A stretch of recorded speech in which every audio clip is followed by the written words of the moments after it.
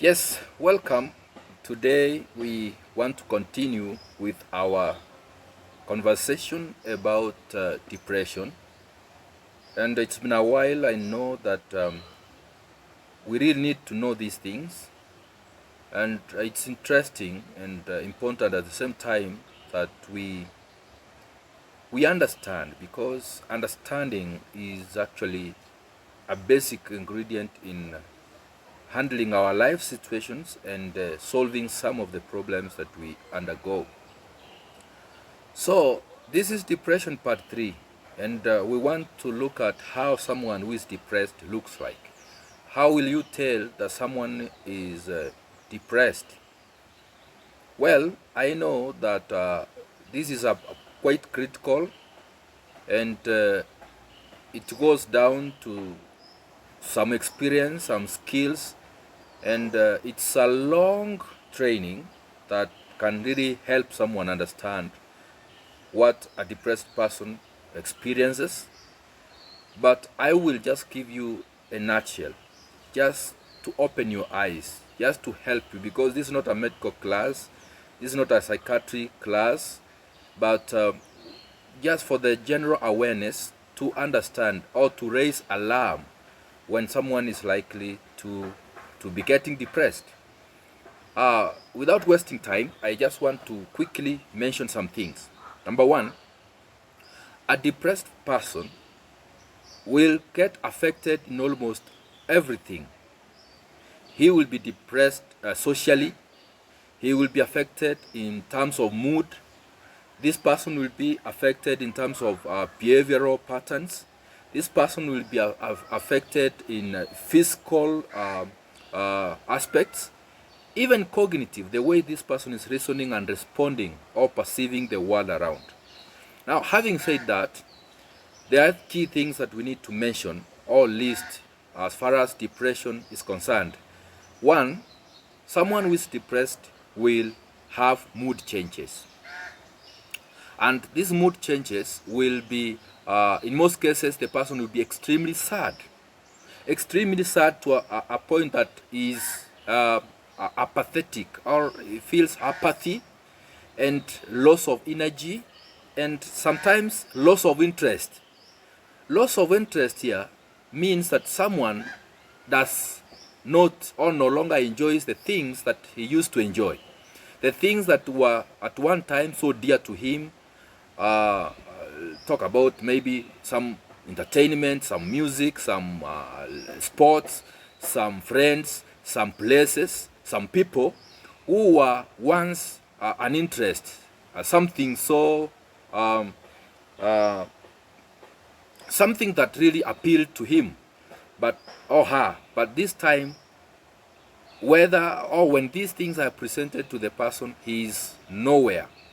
I mean, to a point where someone is presented with his or her favorite food and he says like, it is no longer meaningful. The people who mattered to him are no longer meaningful.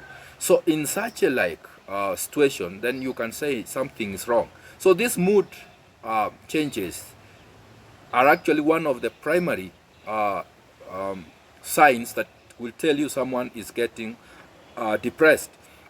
And I didn't tell you something earlier, that in depression we talk about something we call bipolar manifestation or bipolar depression. This is where someone can be extremely down, extremely down.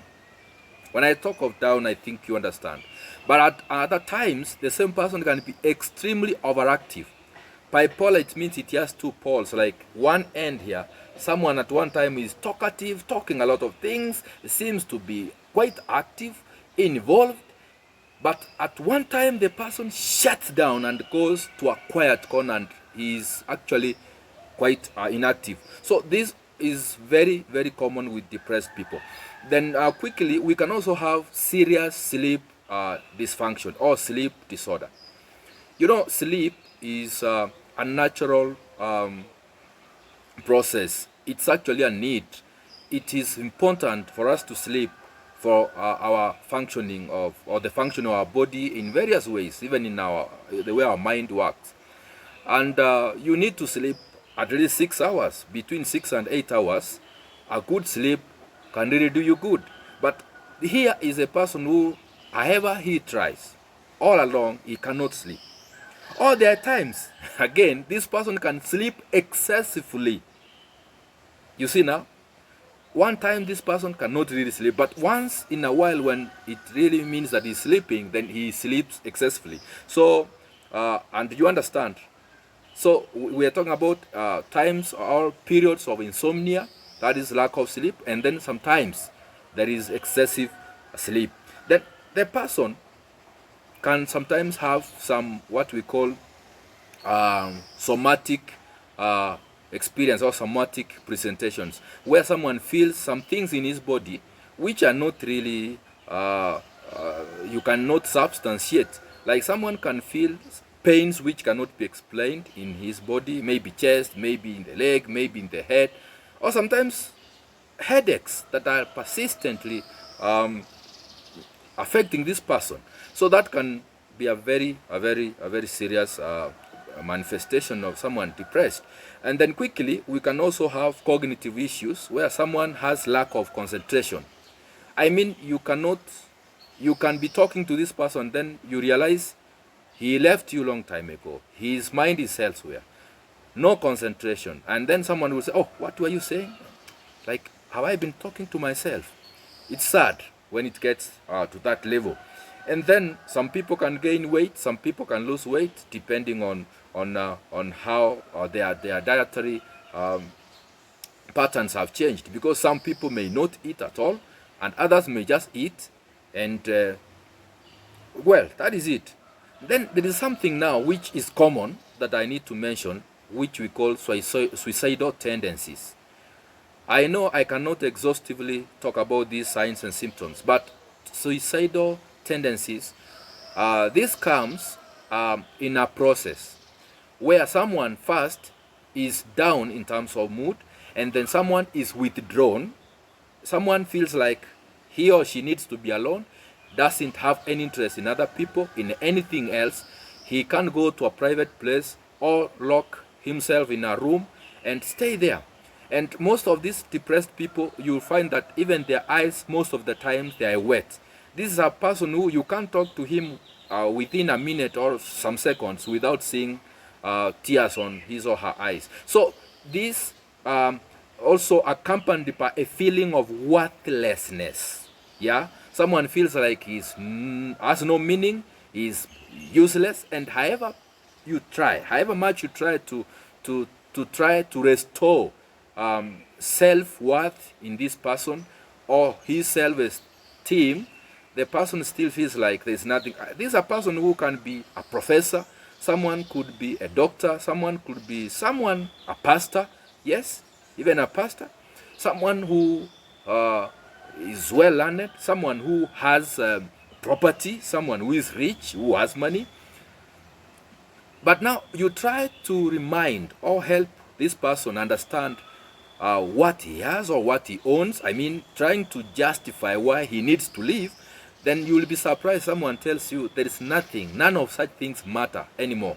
Like, not even his status, social status, not even his position, maybe in society or at work.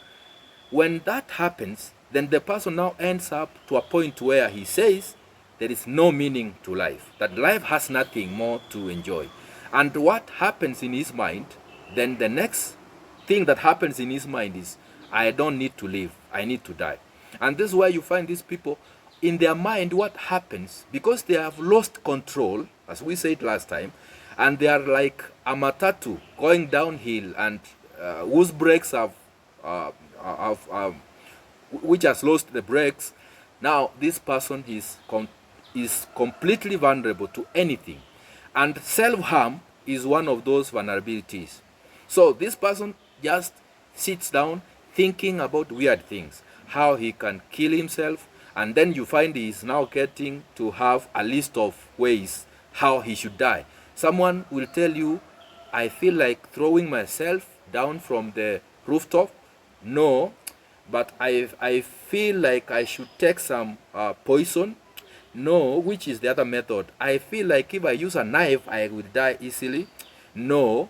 And those are the kind of thoughts that are running through the mind of this person. And this person, in his mind, he knows that his death will be a solution to these problems. And in fact, some think that his death will be like a form of revenge to those who have harmed them and maybe who have wronged them in one way or another. And the sad part again is that most of these people, as much as they think of killing themselves, they also have a tendency of killing someone. Yes, I know over 90% of cases they will think of eliminating their life, but in some cases, especially in the hyperactive phase of suicide, I mean of depression, someone can be harmful to others as well. Yes, and this is why it's very dangerous. So today I just wanted to give you that kind of overview to help you understand that depression is much complicated. It's not as easy as these words can explain, and that's why we always need experts.